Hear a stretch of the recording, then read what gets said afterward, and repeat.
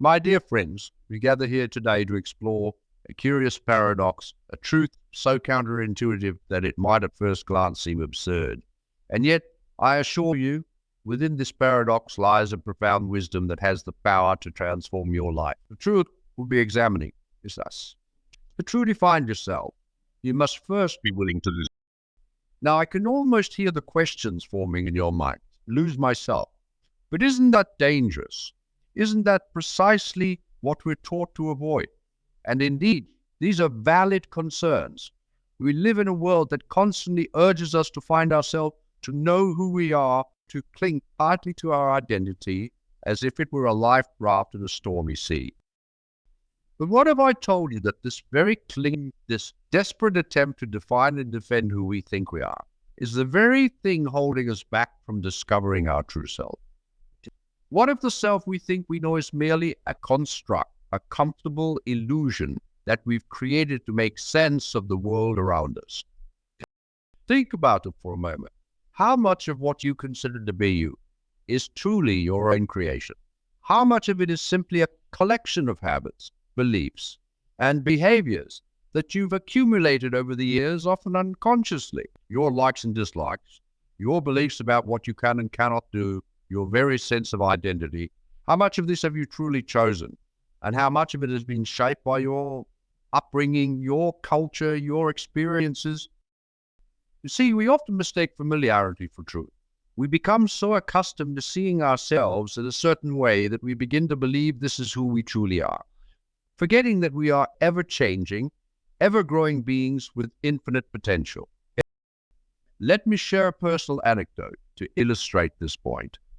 Years ago, I considered myself to be a rather reserved, introverted person. I believed with absolute certainty that I was someone who preferred solitude to company, who shied away from public speaking, who found large gatherings exhausting. This was simply who I was, or so I thought. But then, quite by accident, I found myself in a situation where I was required to give a speech to a large audience. The very thought of it filled me with dread. I was convinced that I would fail miserably, that this task was so far outside of who I was that success was impossible. And yet, as I stood there on that stage, something remarkable happened. As I began to speak, I felt a surge of energy, a sense of connection with the audience that I had never experienced before. To my utter amazement, I found that I not only survived the experience, but actually enjoyed it. This event shook me to my core. It made me question everything I thought I knew about myself. If I could be so wrong about this aspect of my personality, what else might I be mistaken about? What other capabilities and passions might be lying dormant within me, hidden behind the comfortable facade of who I am? This, my friends, is what I mean when I say we must be willing to lose ourselves to find ourselves. We must be willing to let go of our preconceived notions about who we are, to step outside of the comfortable boundaries we've set for ourselves, to risk the uncertainty of the unknown. Now, I know what some of you might be thinking, but isn't it dangerous to lose oneself? Don't we risk losing our way entirely? And these are valid concerns. The prospect of losing our sense of self can indeed be frightening. We fear that if we let go of who we think we are, we might dissolve into nothingness, lose our bearings, become lost in a sea of uncertainty. But let me assure you, this fear, while understandable, is unfounded. For you see, the self that you fear losing, that collection of habits, beliefs, and behaviors that you've come to identify as you, is not your true self at all. It is merely a mask, a costume that you've worn for so long that you've forgotten. It's not your true self. The self that you can discover when you're willing to lose your current identity is far more vast, more complex, and more beautiful than you can imagine.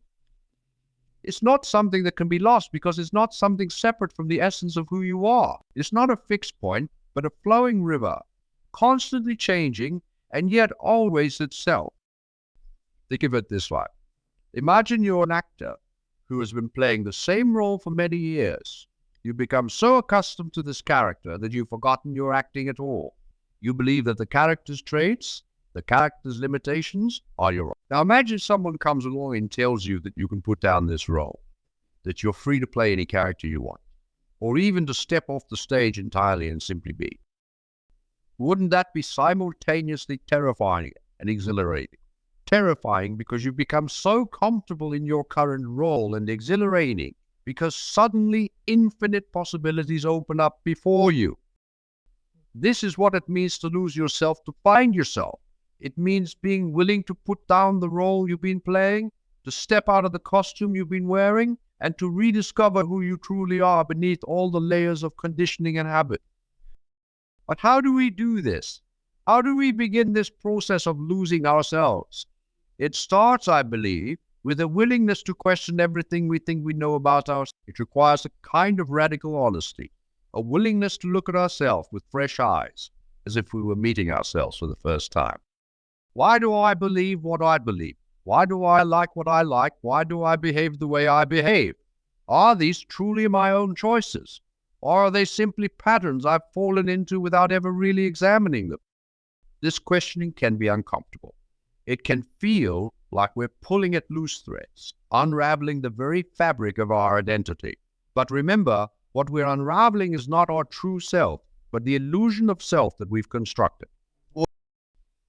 Think of it as clearing away the underbrush in a forest. At first, it might seem destructive. We might worry that we're damaging the ecosystem. But in reality, we're creating space for new growth, allowing light to reach places that have long been in shadow. As you engage in this process of questioning and unlearning, you might find yourself feeling lost, unsure of who you are or what you believe. This feeling of lostness is not something to be feared or avoided. In fact, it's a crucial part of the process of self-discovery. I was lost, but now I found myself. Have you ever wondered why it doesn't say, I was lost, but now I know where I am? It's because the process of being lost, of losing our bearings, of stepping outside of our comfort zone, is essential to finding ourselves. Now that we've explored the concept of losing yourself to find yourself, let's discuss how we can put this into practice. How can we create the conditions that allow for true self-discovery? The first step, I believe, is to cultivate a willingness to be uncomfortable. Growth and comfort rarely coexist, my friends. If you want to discover new aspects of yourself, you must be willing to step outside of your comfort zone. If you always do what you've always done, you'll always get what you've always got. If you want to uncover new aspects of yourself, you need to do things you've never done before, think thoughts you've never thought before, experience things you've never experienced before. This might mean taking up a new hobby that you've always been curious about but never tried. It might mean having conversations with people whose views differ drastically from your own. It might mean traveling to places that are completely foreign to you, or even just taking a different route to work. The key is to regularly put yourself in situations where your usual patterns of thinking and behaving don't apply. In these moments of unfamiliarity, when your habitual self doesn't know how to respond, you create space for new aspects. Now, I can almost hear some of you thinking, but isn't this just about trying new things? How does this help me find myself? And it's a fair question.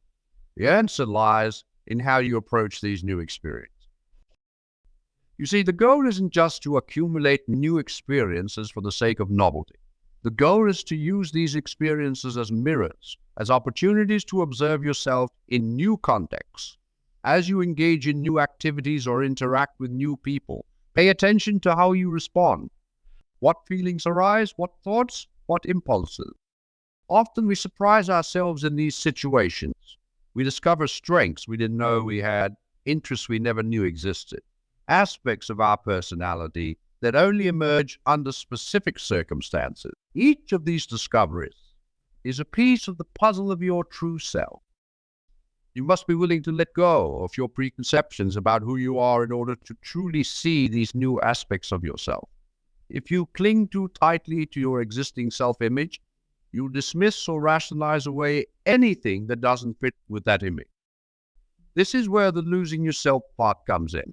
You must be willing to temporarily set aside your ideas about who you are, to approach each new experience with a beginner's mind, open to whatever it might reveal about you. Let me give you an example from my own life. For years, I considered myself to be someone who had no artistic ability whatsoever. I had decided, based on some childhood experiences, that I simply wasn't a creative person. Art, I believed, was something for other people, not for me. But then on a whim, I attended a pottery class with a friend. I went in with no expectations, simply open to the experience. And to my utter amazement, I found that I loved it. More than that, I discovered that I had a natural aptitude for it that I never would have suspected. Now, if I had gone into that class clinging tightly to my identity as a non-artistic person, I might have approached it with reluctance or even resentment. I might have given up at the first sign of difficulty, confirming my belief in my lack of creativity. But because I was willing to lose that aspect of my identity to simply be present with the experience, I discovered a whole new side of myself. This, my friends, is the power of losing yourself to find yourself.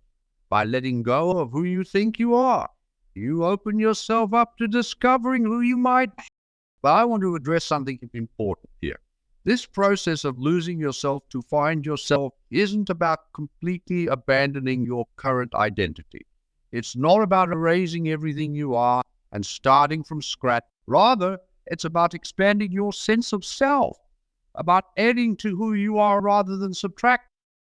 Think of it like exploring an old house. You've been living in a few rooms for years, thinking they're all there is. But then one day, you discover a door you've never noticed before. Behind that door is a whole wing of the house you never knew existed, filled with rooms and treasures you never imagined. Discovering this new wing doesn't negate the rooms you've been living in. It doesn't make them any less real or valuable. It simply expands your understanding of the house, gives you more space to live in, more options for how to use the space. This is what the process of losing yourself to find yourself is like. You're not abandoning who you are. You're discovering that you're more than you thought you were. You're expanding the boundaries of yourself, pushing back the edges of what you thought was possible for. Now, I want to talk about something that often comes up in this process of self-discovery, a fear. Fear is a natural part of this journey. When we start to lose our familiar sense of self, when we step into the unknown, it's normal to feel afraid. You might fear that you let go of your current identity, you'll lose yourself completely. You might fear that you won't like what you find when you start exploring new aspects of yourself. You might fear the judgment of others as you start to change and grow. These fears are valid, and it's important to acknowledge them, but it's equally important not to let them hold you back. Remember, fear is often a sign that you're moving in the right direction. It's a sign that you're pushing beyond your comfort zone, that you're growing. So how do we move forward in the face of this fear? The key, I believe, is to cultivate curiosity. Curiosity is the antidote to fear. When you're curious, you're open to what might be, rather than fearful of what might go wrong. Instead of asking, what if I fail? Ask, what might I learn? Instead of worry, what if I don't like what I discover about myself? Wonder what amazing things might I uncover? Let your curiosity about who you might be, what you might be capable of, override your fear of the unknown. I encourage you to make time for silence in your life. This might mean taking a walk in nature without your phone. It might mean sitting in meditation for a few minutes each day. It might mean simply turning off all devices for an hour and sitting with your own. In these moments of silence, you create space for your true self to emerge. You allow the quieter voices within you, the ones that are often drowned out by the noise of daily life, to be heard. Think about the last time you were truly silent. Not just quiet, but truly silent, with no external input. Can you remember how it felt? For many of us, it's an uncomfortable experience at first. We're so used to constant stimulation that silence can feel alien, even unsettling.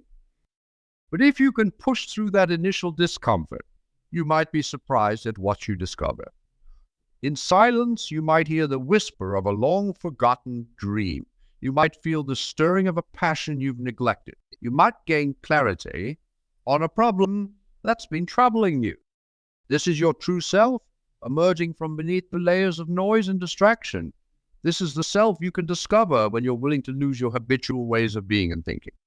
Now, As you engage in this process of losing yourself to find yourself, you might find that your relationships begin to change. As you discover new aspects of yourself, as you let go of old patterns and beliefs, the people around you might react in various ways. Some will celebrate your growth, excited to see you becoming more fully yourself. Others might feel threatened or uncomfortable with the changes they see in you. They might try to pull you back into old patterns to keep you in the box they're familiar with. Another important aspect of this journey is learning to trust yourself. As you lose your old sense of self, as you step into the unknown, you'll need to develop a deep trust in your own inner guidance. This isn't always easy. We've been conditioned to look outside ourselves for validation, for direction. We've been taught to trust experts, authorities, societal norms more than we trust our own inner knowing. But the truth is, no one knows you better than you know yourself. No one else can tell you who you truly are or what's right for you. As you lose your old self and discover your true self, you must learn to listen to and trust your own inner voice. This doesn't mean ignoring all external input or advice. It means filtering that input through your own inner wisdom, weighing it against your own experiences and intuition. Think about a time when you went against your own instincts, perhaps because someone else told you what you should do. How did that turn out? Now think about a time when you trusted your own judgment, even if others disagreed. How did that feel? As you practice this self-trust, you'll likely find that decision-making becomes easier. You'll become more confident in your choices, more aligned with your true desires and values. You'll spend less time second-guessing yourself or seeking others' approval and more time living authentically. Now I want to address something that often comes up in discussions of self-discovery. The idea of finding your passion or discovering your purpose. These phrases have become so common in our culture that they can feel like pressure, as if there's one singular passion or purpose out there for each of us, and our job is to uncover it. But I want to suggest a different perspective. What if, instead of trying to find your one true passion or purpose, you allowed yourself to be passionate about many things? What if you gave yourself permission to have multiple purposes, to find meaning and joy in a variety of areas of your life? You see, when we fixate on finding our one true passion or purpose, we often overlook the myriad ways in which we can find fulfillment and make a difference in the world. We might dismiss potential interests or opportunities because they don't feel big enough or because they don't align with our preconceived notions of what our passion or purpose should look like. But in my experience, a rich and fulfilling life is often made up of many passions, many purposes. It's about being fully engaged in whatever you're doing at the moment, whether that's your work, your hobbies, your relationships. Think about the many roles you play in your life. Perhaps you're a professional, a parent, a friend, a community member. Each of these roles can be a source of passion and purpose. Each can be an arena for self-discovery and growth. So as you lose your old self and discover your true self, be open to multiple passions and purposes. Allow yourself to be deeply interested in many things. You might find that your sense of purpose comes not from one grand calling, but from the accumulation of many small acts of engagement and contribution. This approach takes the pressure off. Instead of agonizing over whether you found your true passion or purpose, you can focus on engaging fully with whatever is in front of you. You can allow your passions and purposes to evolve as you grow and change. Now, let's talk about the role of failure in this process of losing yourself to find yourself. In our success-oriented culture, we often see failure as something to be avoided at all costs. But when it comes to self-discovery, failure can be one of our greatest teachers. You see, when we fail, when we try something and it doesn't work out the way we hoped, we learn something valuable about ourselves. We learn about our strengths and weaknesses, our likes and dislikes, our values and priorities. More importantly, failure gives us the opportunity to practice losing our old self. When we fail, our ego, our idea of who we are and what we're capable of, takes a hit. And in that moment, we have a choice. We can cling tightly to our old self-image, making excuses or blaming external factors. Or we can be willing to lose that self-image, to admit that we're not who we thought we were, And in doing so, open ourselves up to new possibilities. So I encourage you, don't be afraid of failure. Embrace it as part of the journey of self-discovery. When you fail, ask yourself, what can I learn from this? How does this experience challenge my ideas about who I am? What new possibilities does this open up? Remember, every time you're willing to lose your old self in the face of failure, you create space to find a newer, truer, more resilient self. As we near the end of our time together, I want to emphasize that this journey of losing yourself to find yourself is not a destination, but an ongoing process. It's not something you do once and then you're done. It's a lifelong adventure of growth, discovery, and transformation. There will be times when you feel like you've got it all figured out, when you feel fully aligned with your true self. And there will be times when you feel lost again, when old patterns resurface or new challenges arise that shake your sense of self. This is all part of the journey. The goal is not to reach a fixed, unchanging state of having found yourself. The goal is to become comfortable with the process of continual growth and discovery, to develop the flexibility to lose and find yourself again and again, each time expanding your understanding of who you are and what you're capable of. Think of it like the seasons of the year. Just as nature goes through cycles of growth, harvest, rest, and renewal, so too does our journey of self-discovery. There will be times of intense growth and change, times of reaping the rewards of that growth, times of quiet introspection, and times of fresh beginning. Each of these phases is valuable. Each contributes to the ongoing process of losing and finding yourself. The key is to embrace wherever you are in the cycle, trusting that it's exactly where you need to be for your continued growth and self-discovery. So I encourage you, embrace this journey. Be willing to lose yourself, your preconceptions, your limitations, your familiar patterns again and again. For it is in this willingness to lose yourself that you create the space to find your true self, your expanding self, your ever-evolving self. Remember, you're not a fixed entity, but a flowing river of potential. You are not a finished product, but a work in progress. And the journey of losing and finding yourself is not a burden, but the greatest adventure of your life. As you leave here today, I challenge you to take one step towards losing your familiar self. It might be trying something new that you've always been curious about. It might be questioning a long-held belief about yourself. It might be spending some time in silence, listening for the quieter voices within. Whatever it is, approach it with curiosity and openness. Be willing to be surprised by what you discover. And remember, every time you lose an old aspect of yourself, you create space to find something new, something truer, something more authentic. In the days and weeks to come, pay attention to the moments when you feel most alive, most engaged, most authentically yourself. These moments are clues pointing you towards your true self. They might come in unexpected places, in the middle of a challenging task, in a quiet moment of reflection, in a spontaneous burst of laughter with you. When you notice these moments, savor them, reflect on them. Ask yourself, what about this moment feels so true, so right? What does this reveal about who I really am, about what truly matters to me? And equally, pay attention to the moments when you feel constrained, when you feel like you're playing a role rather than being your true self. These moments, too, are valuable clues. They show you where you might need to let go, where you might need to lose an aspect of your current self to make room for something more authentic. Remember, this journey of losing yourself to find yourself isn't about becoming someone entirely new. It's about uncovering the truest, most authentic version of who you already are. It's about peeling away the layers of conditioning, expectation, and habit to reveal the shining core of your being. So go forth, my friends, with courage and curiosity.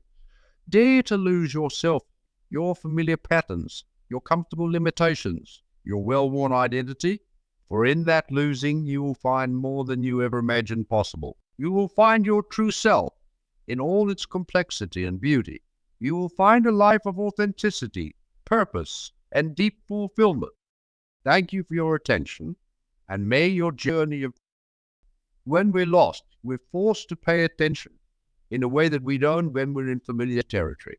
We notice details we might otherwise overlook. We're more open to new possibilities, more willing to try new paths. In short, being lost creates the perfect conditions for discovery. So if you find yourself feeling lost as you question your long-held beliefs about yourself, don't panic. Don't rush to regain your bearings.